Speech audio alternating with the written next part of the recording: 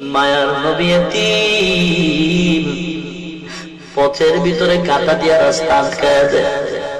নবীর আদরে চাচা আবু তালেব কওমের লোকেরা গিয়া বিচার দিল, হে আবু তালেব, তোমার ভাতিজারে সাবধান করো, বেশি কথা বলে, আমাদের ধর্মের বিরুদ্ধে কথা কয়। আবু তালেব আমার মায়ের নবীরে ডাকলেন, ভাতিজা, তুমি কেন আমাদের ধর্মের বিরুদ্ধে কথা বলো রে ভাতিজা, সাবধান, কেন তুমি আমাদের ধর্মের বিরুদ্ধে কথা বলো, জবাব দাও। মায়ার নবী চুপ হয়ে দাঁড়িয়ে কান্না শুরু করলেন। আবু তালেব বলে, রে ভাতিজা, জবাব দাও, কেন কাঁদো?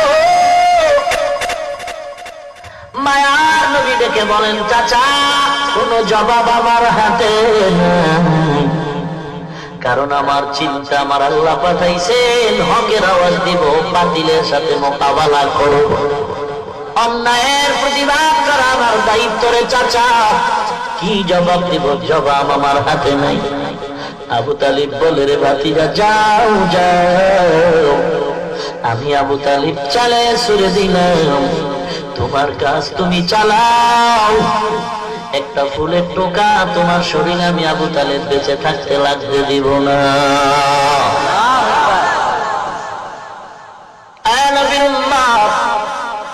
আল্লাহর নবী বলেন, হে উম্মত, দুটো জিনিস আমি তোমাদের মাঝে রেখে গেলাম, ভালো করে ধরো, যদি ধরে রাখতে পারো কোনো ভয় নাই, কোনো চিন্তা নাই, মুনাফিকের দল তোমার ঈমান কেড়ে নিতে পারবে না। এক নাম্বার, দুই নাম্বার, দুটো জিনিস ভালো করে খেয়াল করেন। মায়ার নবীর হাদিস পড়েছি খুতবায়, আবার পড়ি, খেয়াল করবেন। قال رسول الله صلى الله عليه وسلم تركت فيكم أمرين لن تضلوا ما تمسكتم بهما كتاب الله وسنة رسوله। দুটো জিনিস রেখে গেলাম, ধরে নাও, কোনো ভয় নাই।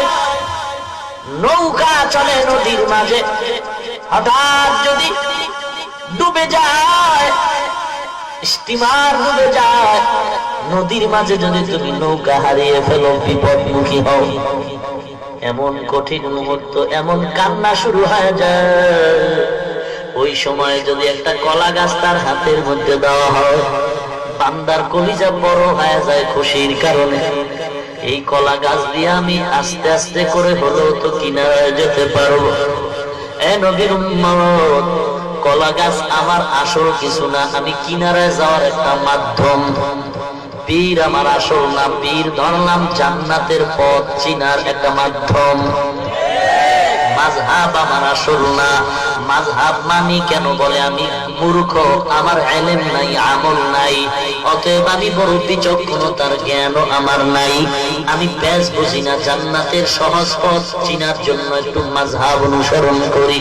হে মুমিন, কারণ মন মতো জিন্দেগি চালানো যাবে না, মন মতো জীবন চালাইতে গিয়া কেউ নাজাতের রাস্তা খুঁজে পায় নাই, অতএব কারো না কারো মুরব্বি মেনে চলতে হবে।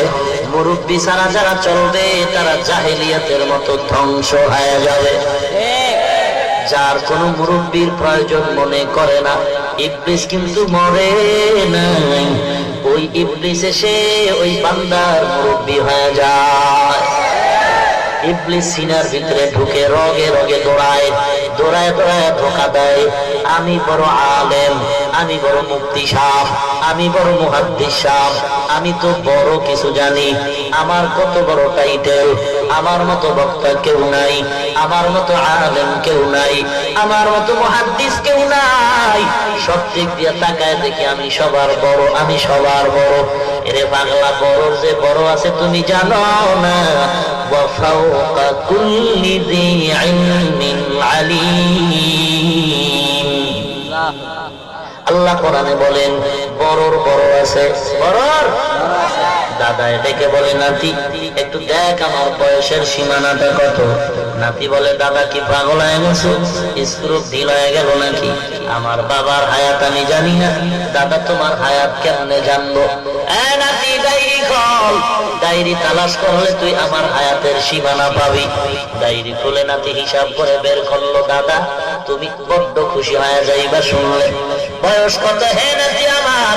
বলে, আমার বয়স 100 উপরে চলে গেল। দাদায় বড্ড খুশি হয়ে বলে, তাহলে জমিনের মধ্যে তো আমার থেকে বড় কেউ নাই, আমি তো বিশ্ব বরেণ্য আশিক রাসূল সুফি সম্রাট, তাহলে আমার মতো আর বড় আছে গেলে? এখন দুনিয়াতে ঘুইরা একটু নাতি পুতিরে দেখা নেই, আমার সবাই ছোট, আমার মতো বড় কেউ নাই। চল নাতি চল। নাতির হাতটা ধরছে এক হাত দিয়া, আর এক হাতে একটা বেতের লাঠি নিয়ে। দাদায় পায়চারি করতেছে, হাঁটতেছে, গ্রাম ঘুরতেছে, আমার মতো বড় কেউ নাই, অতএব যারে দেখ উল্টা পাল্টা তারে আমার ভক্ত বানানো। হাঁটতে হাঁটতে মারেফতের খানকা বটগাছ তলায় হাজির। কিসের খানকা? মারেফতের খানকা। বলে কেন? বলে বটগাছে যেমন জ্বর, মারেফতওয়ালাদের চুলের ভিতরেও তেমন জ্বর।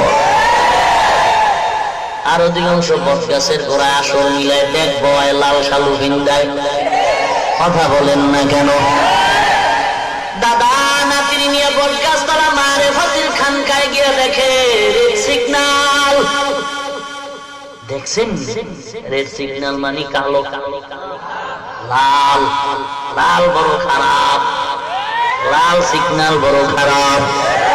রাসূল বলে, যার বাড়ি লাল কাপড়ের নিশান থাকবে জাহান্নামের আলামত।